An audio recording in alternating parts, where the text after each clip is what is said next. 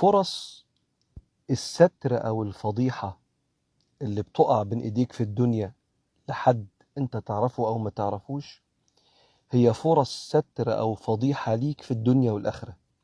يعني لما بتعرف سر بني آدم أو الناس بتتداول أخبار فيها أذية لواحد معروف أو مش معروف، دي فرصة ليك إنك تستر وتقف الفضيحة عندك وما تتداولهاش وتنشرها. ليه؟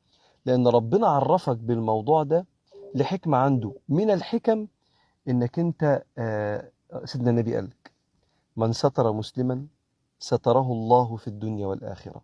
فلو نفسك إن ربنا ما يعرضش ذنوبك كلها يوم القيامة فتستر، استر اللي فضحته تقع بين إيديك. والله أعلم.